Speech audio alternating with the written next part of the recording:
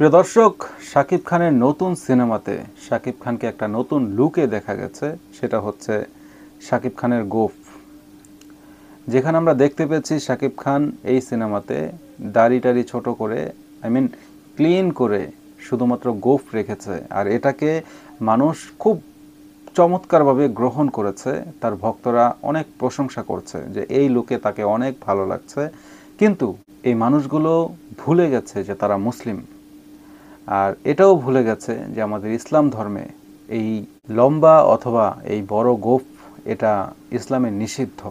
এটা কোনোভাবেই আল্লাহ সুবহানাহু ওয়া তাআলার পবিত্র নবী অথবা রাসূলগণের মধ্যে কারো আদর্শ নয়। এটা পরিপূর্ণভাবে ইসলামে একটা নিষিদ্ধ কাজ। আর এই বিষয়টা সকলে ভুলে গেছে। আর যেহেতু তারা ভুলে গেছে, একজন মুসলিম হিসেবে তাদেরকে মনে করিয়ে দেওয়াটা দায়িত্ব মনে করছি। অবশ্যই আপনারা ইসলামের এরকম একটা নিষিদ্ধ কাজকে সমর্থন করবেন না।